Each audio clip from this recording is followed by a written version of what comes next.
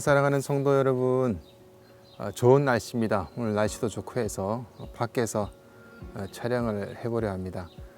오늘 고난주간 둘째 날입니다. 오늘 또 내일 날씨가 굉장히 좋던데 이 답답한 상황 가운데서 무엇보다 우리의 참 빛이 되시며 또 참 희망이 되신 우리가 주님을 의지하면서 이번 기간 잘 보내시고, 특별히 고난주간 십자가를 묵상하는 데 있어서 무엇보다 주님께서 알려주시는 여러 가지의 그 길을 따라서 십자가의 길을 묵상하면서 또 승리하시는 삶, 또 소망을 다시금 품는 삶, 다시 신앙의 중심을 회복하는 삶이 되시기를 주의 이름으로 축복합니다. 오늘은 누가복음 22장 24절부터 46절까지의 좀 긴 말씀이지만 이 말씀 가운데 좀 짧게 요약을 해서 함께 둘째 날 고난주간에 대한 말씀을 묵상하려고 합니다. 우선 24절부터 34절까지는 베드로가 부인할 것을 말씀하시고, 35절부터 38절까지는 전대와 배난과 검에 대해서 말씀해 주십니다. 그리고 39절부터 46절까지는 감람산에서 기도하시는 장면이 나오시면서 기도를 가르쳐 주십니다. 본문이 길기 때문에 예수님이 이 제자들에게 먼저 말씀하시고 계속해서 가르친 그 의도를 제자들은 다르게 이해하고 계속 오해를 하고 있죠.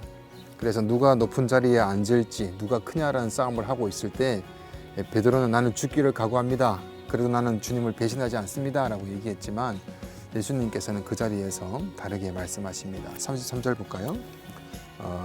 22장 33절 말씀입니다. 그가 말하되 주여 내가 주와 함께 오게도 또 죽는 데에도 가기를 각오하였나이다 라고 합니다. 예수님께서 말씀하시죠. 이르시되 베드로야 내가 네게 말하노니 오늘 닭 울기 전에 내가 3번 나를 모른다고 부인하리라 하시니라 라고 합니다. 제자들이 따르고자 했던 예수님의 의도와 예수님의 의도는 달랐습니다.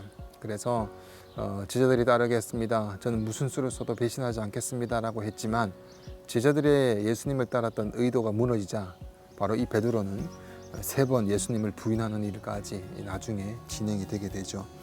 이 일과 다 연결됩니다. 이 답답한 이런 제자들의 상황 가운데 예수님께서는 제자들에게 가르쳐 주시는 장면이 35절부터 나옵니다.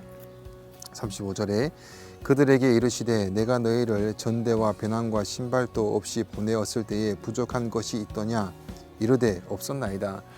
예수님께서 제자들에게 질문을 하시죠. 신발도 없이 보냈다라는 것은 지금 여벌의 신을 얘기합니다. 지금 맨발로 보낸 적이 있냐라는 얘기가 아니라 여벌의 신. 제자들은 그러자 없습니다 라고 대답을 합니다. 36절 보면은 이르시되 이제는 전대에 있는 자는 가질 것이요 배낭도 그리하고 검 없는 자는 겉옷을 팔아 살지어다. 여기서 겉옷을 팔아서 검을 준비하라 라고 말씀하십니다. 무슨 말일까? 학자들에게도 여러 해석이 있습니다. 이는 하나는 해석을 하면 좋을 것입니다. 겉옷은 지금 시대의 겉옷은 아닙니다. 이스라엘 사람들의 겉옷에 대한 개념을 이해해야 됩니다.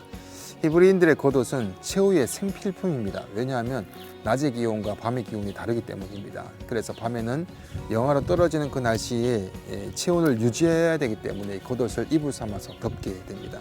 생명과 연관이 된 마지막 어떤 것이라는 의미를 가지고 있죠. 최후의 어떤 것에 대한 의미입니다. 그런데 이것마저 팔아서 검을 사라. 뭐가 검이 굉장히 어떤 의미를 가지고 있을까? 이 검을 사라고 했을 때 제자들은 갑자기 검을 얘기하시니 제자들이 생각했던 그 정치적인 메시아가 맞는갑다, 뭔가 준비하려는 갑다라는 생각을 하게 됩니다. 근데 예수님의 의도는 달랐죠. 마태복음에 동일한 검이 나옵니다. 사복음서 모두 다 관련되어서 이 검이란 내용을 보게 되면은 성경에는 검이란 내용이 2가지로 해석이 됩니다. 첫 번째로는 검은 마태복음에 동일한 이 내용으로 나온 것을 볼 수가 있죠. 화평을 주려고 온 줄로 생각하지 말라, 검을 주려고 시어머니와 불화를 일으키고 이런 불화를 얘기하십니다. 이 말은 검을 갖는 의미를 설명해 줍니다. 검은 불화와 분쟁을 설명할 때에 사용됩니다. 그리고 이 검은 하나님의 말씀을 표현하시기도 하시죠. 그럼 우리가 주님의 길을 갈 때에 종합적으로 해석을 보면은 우리가 주님의 길을 갈 때에 좁은 길을 가는 동안에 마지막에 내가 가진 어떤 것을 내어놓아야 될 것인데 그 모든 것을 내려놓고 검을 사라. 이 내용은 하나님의 말씀대로 살아가다 보면 반드시 불화와 분쟁을 겪을 수밖에 없다라는 것을 말씀하시는 것입니다. 37절 말씀 볼까요? 37절에 내가 너희에게 말하노니 기록된 바 그는 불법자의 동류로 여김을 받았다 한 말이 내게 이루어져야 하리니 내게 관한 일이 이루어져 감이니라. 이 말씀이 무슨 말인지는 주석에 기억이 나오고 이렇게 이루어져 설명이 나옵니다. 제 성경 밑에 주석 보면 이사야서 53장 12절 말씀을 인용해서 말씀하시는 것입니다. 그래서 기록된 바라고 얘기하시죠. 이사야서 말씀을 한번 찾아보도록 합니다. 이사야 53장 12절입니다. 그러므로 내가 그에게 존귀한 자와 함께 몫을 받게 하며 강한 자와 함께 탈취한 것을 누리게 하리니 이는 그가 자기 영혼을 버려 사망에 이르게 하며 범죄 중 하나로 헤아림을 받았음이니라. 그러나 그가 많은 사람의 죄를 담당하며 범죄자를 위하여 기도하였느니라. 여기서 보면은 범죄자 중 하나로 헤아림을 받았다. 범죄자 취급을 받았다라는 것입니다. 동일하게 37절 말씀에도 본문에 그는 불법자의 동류로 여김을 받았다 이렇게 합니다. 이것이 이루어진다.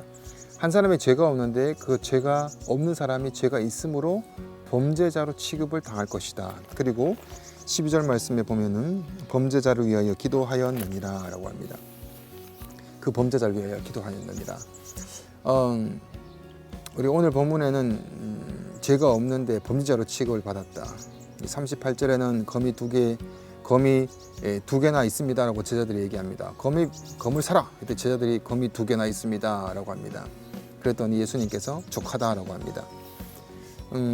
뭔가 이상하죠. 그 검을 말씀하신 것이 아닌데 왜 검이 있다고 했을 때 38절에 그들이 여짜오되 주여 보소서 여기 검이 2이 있나이다 대답하시되 족하다 하시니라. 그래 검 2개 있냐 그럼 됐다라고 말씀하시는 것은 긍정적인 의미는 아닐 것입니다. 말귀를 못 들었을 때에 알았다 그만 됐다 이라고 말씀하시는 거예요. 답답하시겠죠. 예수님의 의도는 그것이 아니신데. 그리고 이제 39절 말씀입니다. 39절 40절 말씀에 예수님께서 기도하러 가십니다. 예수께서 나가사 습관을 따라 감난산에 가심에 제자들도 따라갔더니 그곳에 이르러 그들에게 이르시되 유혹에 빠지지 않게 기도하라 하시고 유혹에 빠지지 않게 기도하라. 그러면 예수님의 길, 그 십자가의 길을 감에 있어서 그 좁은 길을 감에 있어서 반드시 유혹이 따라올 것이다. 그래서 그 길 가는 데는 반드시 필요한 것은 기도다라고 말씀하십니다. 예수님은 습관을 쫓아 기도합니다. 41절 42절에 그들을 떠나 돌 던질 만큼 가서 무릎을 꿇고 기도하여 이르시되 아버지여 만일 아버지의 뜻이거든 이 잔을 내게서 옮기시옵소서. 그러나 내 원대로 마옵시고 아버지의 원대로 되기를 원하나이다 하시니 여기서 보면은 이제 마지막 막바지에 이르렀죠. 좁은 길의 막바지, 또 주님께서 말씀하셨던 그 범죄자의 길의 막바지, 그 막바지의 끝이 다가옵니다. 끝이 가까이 오자마자 예수님께서는 기도하시면서 내 원과 아버지의 원을 2가지로 나눠서 말씀하십니다. 그죠? 그러나 내 원대로 마옵시고 아버지의 원대로 되기를 원합니다. 내 원, 예수님의 원이 따로 있고 아버지의 원이 따로 있습니다. 아버지의 원은 우리가 다 알지 않습니까? 예수님이 땅 가운데 오신 목적, 우리를 사랑하셔서 독생자를 내어 십자가에서 죽기까지 우리를 사랑하시는 그 아버지 하나님의 그 원.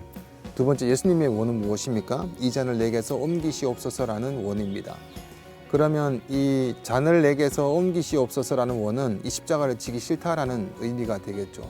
왜 그럴까? 여기서 2가지입니다. 2가지. 바로 인간이 100% 인간이셔야 됐기 때문에, 그래서 100% 인간이셔야만 우리 죄를 들고 가시는 모든 구속이 완성되기 때문에 인간임을 드러내시고, 2번째는 단 한순간이라도 하나님과의 분리되는 것을 정말 피하고 싶으셨던 것입니다. 그냥 맞고 찔리고 침 뱉는 고통, 이런 한순간에 대한 이야기가 아니라 단 1초라도 아버지의 뜻에 그 순종하는 그 길, 너무 아픈 것입니다. 하나님과 분리되는 게 아픈 것입니다. 다른 게 아픈 것이 아니라. 그래서 다른 것은 없습니까? 다른 방법은 없습니까? 라는 것입니다. 분명히 순종해야 하는 걸 알겠는데 아버지와 분리되는 그 끊어지는 순간이 너무 견디기 힘들어 하시는 장면을 드러내시는 것입니다. 아버지와의 단절이죠. 이 때문에 피나는 그 피눈물 나는 기도를 하시는 것입니다. 이제 기도를 마치십니다. 마치시고 43절 말씀 보면은 천사가 하늘로부터 예수께 나타나 힘을 더하더라. 이는 기도한다고 힘이 빠져서가 아니라 기도하려고 힘을 더하시는 그런 부분이 아니라 십자가를 질 수 있는 힘을 더하기 위함입니다. 44절 말씀에 예수께서 힘쓰고 애써 더욱 간절히 기도하시니 땀이 땅에 떨어지는 핏방울 같이 되더라. 기도 후에 일어나 제자들에게 가서 슬픔으로 인하여 잠든 것을 보시고 이르시되 어찌하여 자느냐 시험에 들지 않게 일어나 기도하라 하시니라. 힘쓰고 애쓰다라는 이 단어는 운동 경기에 쓰이는 단어입니다. 혼신을 다해서 쓰이는 이 용어가 바로 운동 경기의 용어가 여기에 쓰입니다. 아버지의 뜻을 이루기 위해서 힘쓰고 애쓴다라는 것입니다. 예수님도 아버지의 뜻을 이루기 위해서 그 길을 위해서 힘을 다하고 애를 썼다면 구속받은 그 은혜 속에 있는 우리들에게도 그분을 본받아야 된다라는 것입니다. 구원에 대한 문제가 아닙니다. 그런 문제가 아니라 구원을 받기 위해서 힘쓰고 애쓴다는 것이 아니라 바로 그분의 그 길로 가신 것이 그분의 뜻이라면 우리도 그런 힘쓰고 애쓰는 길을 가야 된다라는 것입니다. 그 은혜를 어떻게 갚을 수 있을까요? 하지만 신앙 가운데 안 되고 어렵고 그렇게 내가 타고나지 않아서 힘듭니다라고 할지 몰라도 힘쓰고 애쓰는 것은 반드시 필요하다라는 것입니다. 그래서 새벽을 깨우기도 하고 또 우리가 사랑하지 못하는 자를 사랑하려고 힘쓰기도 하고 말씀을 보면서 순종하려고 힘쓰는 그 이유가 됩니다. 힘쓰고 애써야 된다라는 것입니다. 마지막으로 그러면 우리가 말씀을 정리해 보면은 우리가 마지막까지 삶에서 내려놓기 싫은 그것까지도 내려놓고 어떤 반대와 어떤 불이익이 있더라도 우리가 감수를 하더라도 신앙의 걸음을 멈추지 말라라는 것이죠. 신앙의 걸음을 계속해서 가라. 그 다음에 힘씀과 애씀이 너희 삶에 있느냐. 예수 그리스도를 따라서 우리를 구속하기 위해서 예수님께서 힘쓰고 애썼던 것을 기억하여서 너희 신앙도 이 길을 따라가라라는 것입니다. 여러분에게 이 두 가지의 큰 의미가 오늘 고난의 주간 둘째 날의 큰 은혜로 또 순종의 삶으로 또 하나님을 기쁘게 하시는 삶으로 나타나기를 축복합니다. 아멘. 기도합니다. 주님, 오늘 고난 주간 둘째 날을 보냅니다. 예수님께서 제자들을 보면서 답답해 하십니다. 자기 자리를 찾기 위해서 잘못된 메시아관을 구하고 있고 또 목숨까지도 내가 내어놓겠다 했던 그 베드로의 그 세 번 예수님을 부인하는 것을 예언하시고 그리고 제자들의 가르치기를 검을 사라 하시면서 주의 길을 가는 동안 분쟁과 핍박이 올 것이다 라는 것을 그래서 마지막 끝까지 내어놓아야 될 것이다 라는 것을 말씀하시고 그래서 검을 사라 했을 때 잘못되게 이해해서 제자들이 검이 있습니다 라고 얘기하는 장면까지 나옵니다. 그래서 예수님께서는 후에 너희들이 유혹이 올 텐데 기도해야 된다라고 하시면서 하나님 아버지께 이 십자가에 지는 것이 얼마나 고통스러운지에 대한 부분을 드러내시는 부분을 보았습니다. 하나님과의 단 한 번이라도 끊어지는 것이 고통스러워서 괴로워하시는 예수님의 모습을 보았습니다. 주님, 우리는 주님을 위해서 얼마나 내어놓고 또 주의 길을 가고 있습니까? 하나님과의 끊어진 관계가 그렇게 괴롭다라는 것을 얼마나 잘 알고 기억하고 삶을 살아가고 있습니까?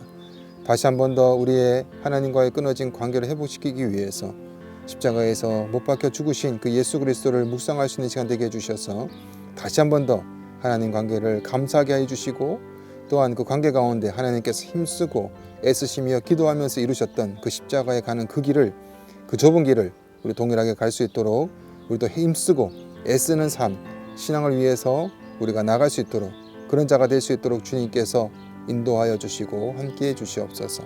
감사드리며 예수님 이름으로 기도드립니다. 아멘. 네, 우리 내일 뵙도록 하겠습니다.